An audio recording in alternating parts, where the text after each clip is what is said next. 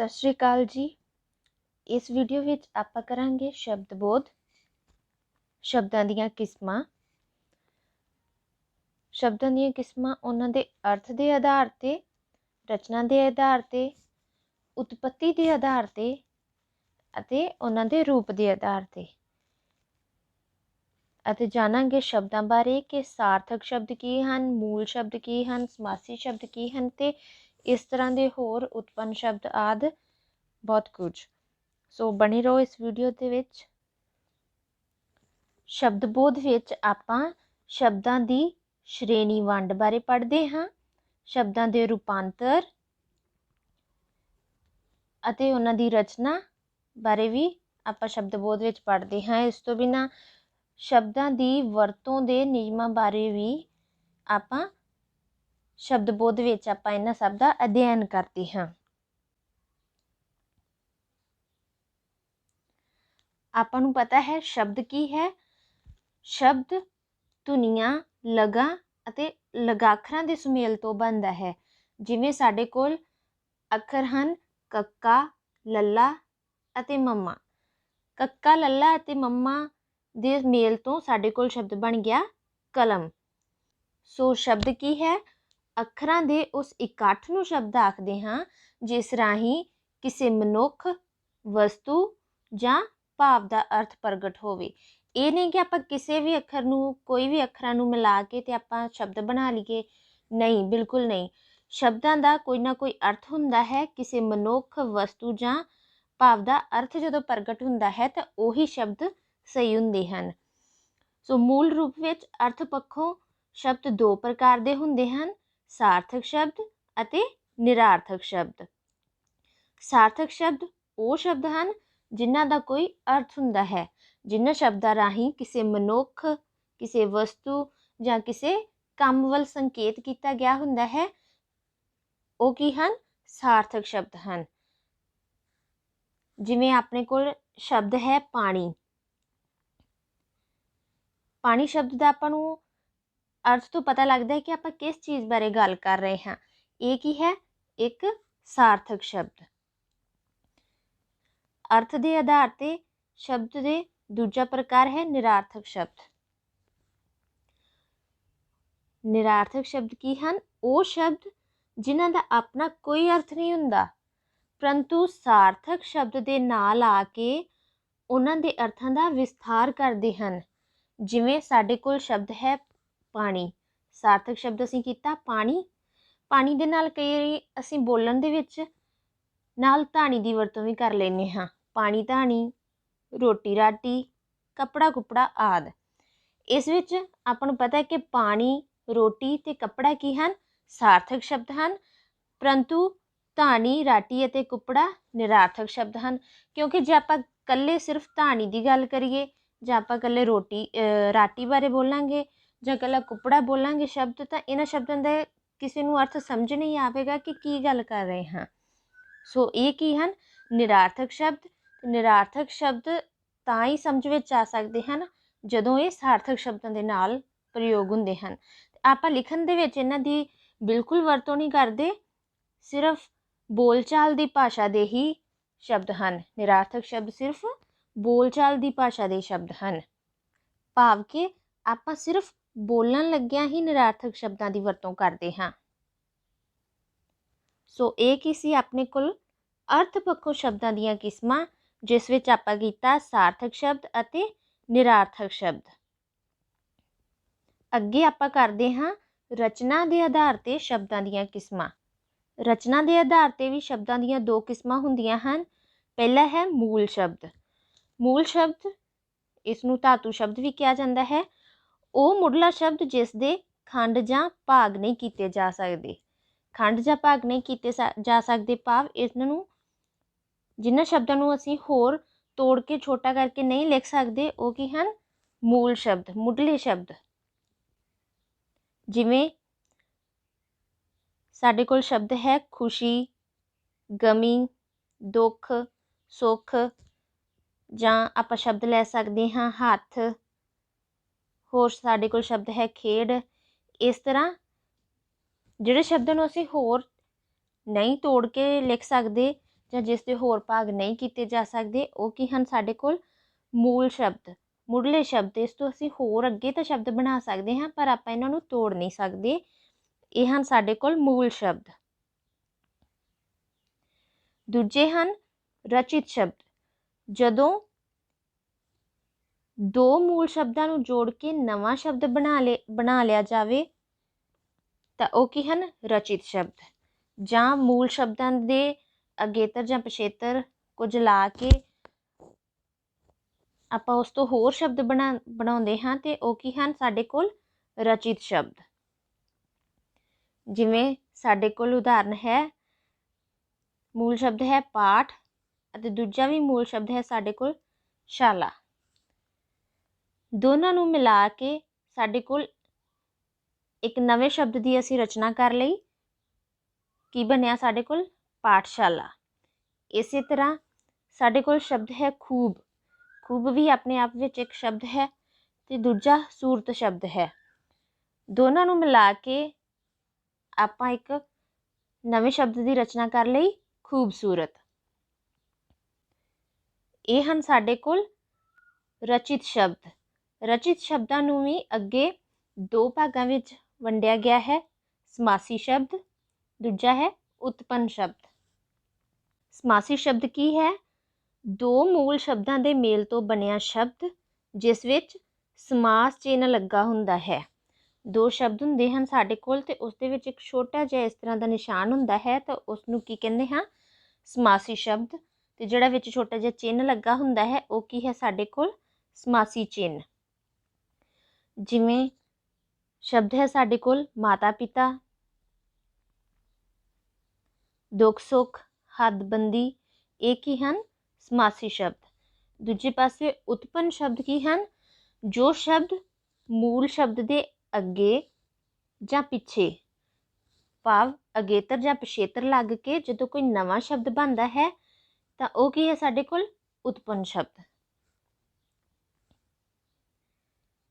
ਉਦਾਹਰਨ ਵਜੋਂ ਸਾਡੇ ਕੋਲ ਸ਼ਬਦ ਹੈ ਸੰਗਤ। ਸੰਗਤ ਸ਼ਬਦ ਦੀ ਅੱਗੇ ਅਸੀਂ ਕੁ ਅਗੇਤਰ ਲਗਾ ਲਿਆ, ਸ਼ਬਦ ਬਣ ਗਿਆ ਕੁਸੰਗਤ। ਠੀਕ ਹੈ। ਇਸੇ ਤਰ੍ਹਾਂ ਅੱਗੇ ਸਾਡੇ ਕੋਲ ਹੋਰ ਸ਼ਬਦ ਹੈ ਰੀਤੀ।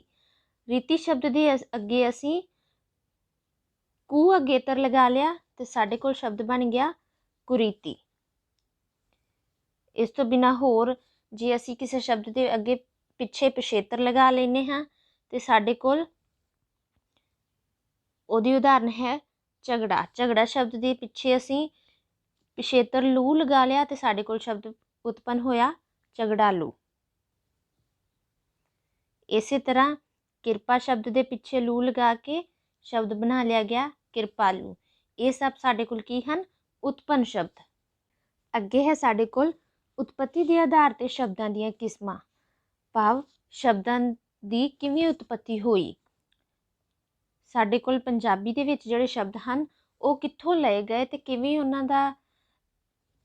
ਕਿਵੇਂ ਉਹ ਸਾਡੀ ਵਰਤੋਂ ਦੇ ਵਿੱਚ ਆਉਣ ਲੱਗੇ, ਉਹਦੇ ਬਾਰੇ ਆਪਾਂ ਪੜਾਂਗੇ।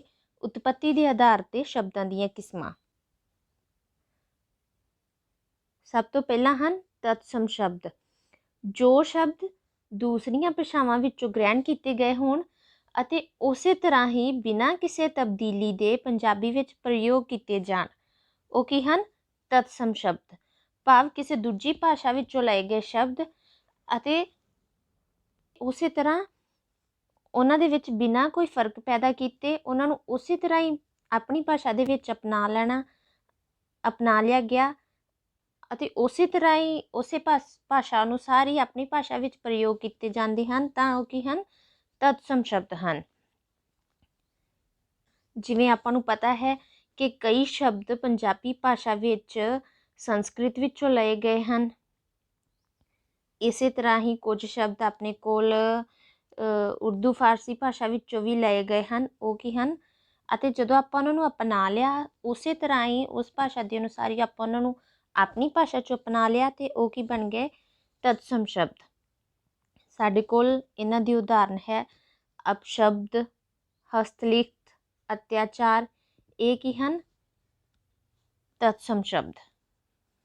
ਦੂਜੇ ਹਨ ਸਾਡੇ ਕੋਲ ਤਦਭਵ ਸ਼ਬਦ। ਤਦਭਵ ਸ਼ਬਦ ਉਹ ਸ਼ਬਦ ਹਨ ਦੂਜੀਆਂ ਭਾਸ਼ਾਵਾਂ ਤੋਂ ਲਏ ਗਏ ਸ਼ਬਦ ਜੋ ਥੋੜ੍ਹੀ ਬਹੁਤ ਤਬਦੀਲੀ ਕਰਕੇ ਪੰਜਾਬੀ ਵਿੱਚ ਵਰਤੇ ਜਾਣ ਲੱਗੇ। ਉਹ ਕੀ ਹਨ? ਤਦਭਵ ਸ਼ਬਦ। ਜਿਵੇਂ ਸਾਡੇ ਕੋਲ ਕੁਝ ਉਦਾਹਰਨਾਂ ਹਨ ਤਦਭਵ ਸ਼ਬਦਾਂ ਦੀਆਂ। ਦੀਵਾ, ਅਲਮਾਰੀ, ਸਿੱਖਿਆ, ਇਹ ਕੁਝ ਸ਼ਬਦ ਹਨ ਸਾਡੇ ਕੋਲ ਤਦਭਵ ਸ਼ਬਦ। ਇਸ ਤੋਂ ਬਿਨਾਂ ਆਪਣੀ ਪੰਜਾਬੀ ਭਾਸ਼ਾ ਦੇ ਵਿੱਚ ਸ਼ਬਦ ਹੈ ਹੱਥ। ਹਿੰਦੀ ਵਿੱਚ ਇਸ ਨੂੰ ਜਾਂ ਸੰਸਕ੍ਰਿਤ ਵਿੱਚ ਇਸ ਨੂੰ ਹਸਤ ਲਿਖਿਆ ਜਾਂਦਾ ਹੈ। ਇਹ ਕੀ ਹੈ? ਤਦਭਵ ਸ਼ਬਦ, ਜਿਸ ਨੂੰ ਆਪਾਂ ਆਪਣੀ ਭਾਸ਼ਾ ਅਨੁਸਾਰ ਬਦਲ ਕੇ ਥੋੜ੍ਹੀ ਬਹੁਤੀ ਤਬਦੀਲੀ ਕਰਕੇ ਇਸ ਨੂੰ ਪੰਜਾਬੀ ਵਿੱਚ ਵਰਤਣ ਲੱਗ ਪਏ। ਇਸ ਤਰ੍ਹਾਂ ਦੇ ਸ਼ਬਦ ਕੀ ਹਨ? ਤਦਭਵ ਸ਼ਬਦ। ਇਸ ਤੋਂ ਬਿਨਾਂ ਹੋਰ ਅੱਗੇ ਹੈ ਸਾਡੇ ਕੋਲ ਦੇਸੀ ਜਾਂ ਦੇਸ਼ਜ ਸ਼ਬਦ। ਜੋ ਸ਼ਬਦ ਭਾਰਤ ਦੀਆਂ ਬੋਲੀਆਂ ਤੋਂ ਲਏ ਗਏ ਹਨ ਉਹ ਕੀ ਹਨ? ਦੇਸੀ ਸ਼ਬਦ। ਜਿਵੇਂ ਆਲੂ, ਖੁਰਪਾ, ਖਾਣ ਪੀਣ, ਇਹ ਸ਼ਬਦ ਕਿਸੇ ਦੂਜੇ ਦੇਸ਼ ਜਾਂ ਕਿਸੇ ਦੂਜੀ ਭਾਸ਼ਾ 'ਚੋਂ ਨਹੀਂ ਲਏ ਗਏ, ਸਗੋਂ ਸਿਰਫ ਭਾਰਤ ਦੇ ਅੰਦਰ ਬੋਲੀਆਂ ਜਾਣ ਵਾਲੀਆਂ ਜਿਹੜੀਆਂ ਬੋਲੀਆਂ ਹਨ ਉਹਨਾਂ ਦੇ ਵਿੱਚੋਂ ਹੀ ਲਏ ਗਏ ਹਨ। ਇਸ ਕਰਕੇ ਇਹਨਾਂ ਨੂੰ ਦੇਸੀ ਜਾਂ ਦੇਸਰ ਸ਼ਬਦ ਕਿਹਾ ਜਾਂਦਾ ਹੈ। ਉਸ ਤੋਂ ਬਾਅਦ ਹਨ ਸਾਡੇ ਕੋਲ ਵਿਦੇਸ਼ੀ ਸ਼ਬਦ। ਜੋ ਸ਼ਬਦ ਵਿਦੇਸ਼ ਤੋਂ ਆਏ ਜਾਂ ਫਿਰ ਅੰਗਰੇਜ਼ੀ ਭਾਸ਼ਾ ਤੋਂ ਲਏ ਗਏ ਸ਼ਬਦ ਅਤੇ ਪੰਜਾਬੀ ਵਿੱਚ ਉਸੇ ਹੀ ਉਚਾਰਨ ਨਾਲ ਵਰਤੇ ਜਾਣ, ਉਹ ਕੀ ਹਨ? ਸਾਡੇ ਕੋਲ ਵਿਦੇਸ਼ੀ ਸ਼ਬਦ ਹਨ। ਜਿਵੇਂ ਸਾਡੇ ਕੋਲ ਸ਼ਬਦ ਹੈ ਪੈਨ, ਸਕੂਲ, ਜੰਕਸ਼ਨ।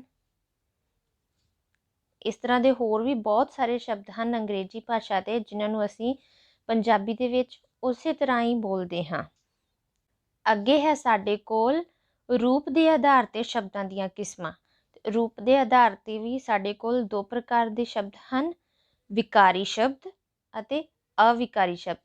ਸਭ ਤੋਂ ਪਹਿਲਾਂ ਵਿਕਾਰੀ ਸ਼ਬਦ, ਉਹ ਸ਼ਬਦ ਜੋ ਨਾਵਾਂ ਦੇ ਰੂਪਾਂਤਰਾਂ ਦੇ ਕਾਰਨ ਆਪਣਾ ਰੂਪ ਬਦਲ ਲੈਂਦੇ ਹਨ, ਉਹ ਵਿਕਾਰੀ ਸ਼ਬਦ ਕਹਾਉਂਦੇ ਹਨ। ਉਦਾਹਰਨ ਲਈ ਸਾਡੇ ਕੋਲ ਸ਼ਬਦ ਹੈ ਲੜਕਾ। ਲੜਕਾ ਸ਼ਬਦ ਦਾ ਅਸੀਂ ਲਿੰਗ ਬਦਲਿਆ ਤੇ ਸਾਡੇ ਕੋਲ ਸ਼ਬਦ ਬਣ ਗਿਆ ਲੜਕੀ। ਜੇ ਅਸੀਂ ਇਸ ਨੂੰ ਵਚਨ ਬਦਲ ਲਈਏ, ਇਸ ਦਾ ਭਾਵ ਇਸ ਨੂੰ ਜ਼ਿਆਦਿਆਂ ਲੜਕਿਆਂ ਦੀ ਗੱਲ ਕਰਨੀ ਹੋਵੇ ਜਾਂ ਜ਼ਿਆਦੀਆਂ ਲੜਕੀਆਂ ਦੀ ਗੱਲ ਕਰਨੀ ਹੋਵੇ ਤਾਂ ਸਾਡੇ ਕੋਲ ਸ਼ਬਦ ਹੈ ਲੜਕੇ ਜਾਂ ਫਿਰ ਲੜਕੀਆਂ।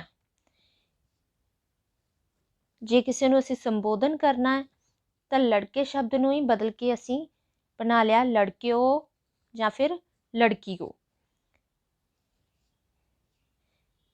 ਇਹ ਕੀ ਹੋਇਆ? ਸਾਡੇ ਕੋਲ ਆਪਾਂ ਇੱਕ ਸ਼ਬਦ ਦੇ ਵਿੱਚ ਵਿਕਾਰ ਪੈਦਾ ਕਰਕੇ ਉਸ ਨੂੰ ਆਪਾਂ ਆਪਣੀ ਲੋੜ ਅਨੁਸਾਰ ਲੜਕੀ ਬਣਾ ਲਿਆ, ਲੜਕੇ ਬਣਾ ਲਿਆ, ਲੜਕੀਆਂ ਬਣਾ ਲਿਆ ਜਾਂ ਫਿਰ ਲੜਕਿਓ, ਲੜਕੀਓ, ਕੁਝ ਵੀ ਆਪਾਂ ਉਸ ਦੇ ਵਿੱਚ ਵਿਕਾਰ ਪੈਦਾ ਹੋ ਗਏ ਤਾਂ ਉਹ ਕੀ ਹੈ? ਸਾਡੇ ਕੋਲ ਵਿਕਾਰੀ ਸ਼ਬਦ ਬਣ ਗਿਆ। ਠੀਕ ਹੈ ਜੀ। ਦੂਜਾ ਹੈ ਸਾਡੇ ਕੋਲ ਅਵਿਕਾਰੀ ਸ਼ਬਦ। ਜੋ ਸ਼ਬਦ ਨਾਵਾਂ ਦੇ ਰੂਪਾਂਤਰਾਂ ਦੇ ਕਾਰਨ ਆਪਣਾ ਰੂਪ ਨਹੀਂ ਬਦਲਦੇ, ਉਹ ਕੀ ਹੋ ਗਏ? ਅਵਿਕਾਰੀ ਸ਼ਬਦ। ਜਿਵੇਂ ਪਰ, ਸਗੋਂ, ਤੇ, ਅਤੇ, ਫਿਰ। ਇਸ ਤਰ੍ਹਾਂ ਦੇ ਹੋਰ ਵੀ ਬਹੁਤ ਸ਼ਬਦ ਹਨ ਜਿਨ੍ਹਾਂ ਦੇ ਨਾਵਾਂ ਦੇ ਰੂਪਾਂਤਰਾਂ ਦੇ ਕਾਰਨ ਉਹ ਆਪਣਾ ਰੂਪ ਨਹੀਂ ਬਦਲਦੇ, ਉਹ ਕੀ ਹਨ? ਅਵਿਕਾਰੀ ਸ਼ਬਦ। ਉਦਾਹਰਨ ਰਾਹੀਂ ਇਸ ਨੂੰ ਸਮਝਦੇ ਹਾਂ। ਵਾਕ ਹੈ ਸਾਡੇ ਕੋਲ ਰਾਮ ਅਮੀਰ ਹੈ ਪਰ ਕੰਜੂਸ ਹੈ। ਸ਼ਬਦ ਆ ਗਿਆ ਪਰ ਜੇਕਰ ਆਪਾਂ ਇਸ ਨੂੰ ਜ਼ਿਆਦਾ ਜਾਣਿਆਂ ਲਈ ਵਰਤਣਾ ਹੋਵੇ ਤਾਂ ਕੀ ਕਰ ਸਕਦੇ ਹਾਂ? ਅਗਲੇ ਵਾਕ ਰਾਹੀਂ ਵੇਖਦੇ ਹਾਂ। ਰਾਜ, ਸੀਤਾ, ਰੇਖਾ, ਮੋਹਨ ਜ਼ਿਆਦਾ ਜਾਣੇ ਹੋ ਗਏ ਆਪਣੇ ਕੋਲ। ਅਮੀਰ ਹਨ ਪਰ ਕੰਜੂਸ ਹਨ। ਜ਼ਿਆਦਾ ਜਾਣਿਆਂ ਲਈ ਵੀ ਅਸੀਂ ਸ਼ਬਦ ਪਰ ਦੀ ਵਰਤੋਂ ਕੀਤੀ। ਇੱਥੇ ਵੀ ਸ਼ਬਦ ਪਰ ਹੈ, ਇੱਥੇ ਵੀ ਪਰ ਹੈ ਸ਼ਬਦ। ਭਾਵ ਜੇਕਰ ਇੱਕ ਜਾਣੇ ਲਈ ਵੀ ਗੱਲ ਕਰੀਏ ਤਾਂ ਨਾਂਵ ਦੇ ਰੂਪਾਂਤਰ ਦੇ ਕਾਰਨ ਇਸ ਪਰ ਸ਼ਬਦ ਨੇ ਆਪਣਾ रूप नहीं बदलिया। जेकर ज़्यादा जाणिਆਂ ਦੀ ਗੱਲ ਕਰੀਏ ਤਾਂ ਵੀ ਇਸ ਸ਼ਬਦ ਦਾ ਕੋਈ रूप नहीं बदलिया। सो ਇਹ ਕੀ ਹੈ ਸਾਡੇ ਕੋਲ ਅਵਿਕਾਰੀ ਸ਼ਬਦ। ਇਸੇ ਤਰ੍ਹਾਂ ਜਦੋਂ ਅਸੀਂ ਸਗੋਂ, ਤੇ, ਅਤੇ, ਫਿਰ ਇਸ ਤਰ੍ਹਾਂ ਦੇ ਹੋਰ ਵੀ ਕਈ ਸ਼ਬਦ ਜੋੜਦੇ ਹਾਂ। ਕਈ ਸ਼ਬਦ ਇਹੋ ਜਿਹੇ ਹਨ ਜਿਨ੍ਹਾਂ ਦੀ ਅਸੀਂ ਵਰਤੋਂ ਕਰਦੇ ਹਾਂ ਅਤੇ ਉਹ ਨਾਵਾਂ ਦੇ ਰੂਪਾਂਤਰਾਂ ਦੇ ਕਾਰਨ ਆਪਣਾ ਰੂਪ ਨਹੀਂ ਬਦਲਦੇ, ਤਾਂ ਇਹ ਸ਼ਬਦ ਸਾਡੇ ਕੋਲ ਕੀ ਹਨ? ਅਵਿਕਾਰੀ ਸ਼ਬਦ ਹਨ। ਸੋ ਇਹ ਸੀ ਸਾਡੇ ਕੋਲ ਵੀਡੀਓ ਸ਼ਬਦ ਬੋਧ ਬਾਰੇ, ਜਿਸ ਵਿੱਚ ਆਪਾਂ ਪੜ੍ਹਿਆ ਸ਼ਬਦਾਂ ਦੀਆਂ ਕਿਸਮਾਂ, ਉਹਨਾਂ ਦੇ ਅਰਥ ਦੇ ਆਧਾਰ 'ਤੇ, ਉਹਨਾਂ ਦੀ ਰਚਨਾ ਦੇ ਆਧਾਰ 'ਤੇ, ਉਤਪੱਤੀ ਦੇ ਆਧਾਰ 'ਤੇ ਅਤੇ ਰੂਪ ਦੇ ਆਧਾਰ 'ਤੇ। ਤੁਹਾਨੂੰ ਜੇਕਰ ਸਾਡੀ ਇਹ ਵੀਡੀਓ ਵਧੀਆ ਲੱਗੀ ਤਾਂ ਵੀਡੀਓ ਨੂੰ ਜ਼ਰੂਰ ਲਾਈਕ ਕਰਨਾ ਅਤੇ ਹੋਰਾਂ ਨਾਲ ਸ਼ੇਅਰ ਕਰਨਾ। ਜੇਕਰ ਹੁਣ ਤੱਕ ਚੈਨਲ ਨੂੰ ਸਬਸਕ੍ਰਾਈਬ ਨਹੀਂ ਕੀਤਾ ਤਾਂ ਪਲੀਜ਼ ਜ਼ਰੂਰ ਚੈਨਲ ਨੂੰ ਸਬਸਕ੍ਰਾਈਬ ਕਰਨਾ। ਅਤੇ ਵੀਡੀਓ ਦੇ ਇੱਥੋਂ ਤੱਕ ਪਹੁੰਚਣ ਲਈ ਤੁਹਾਡਾ ਬਹੁਤ ਬਹੁਤ ਧੰਨਵਾਦ।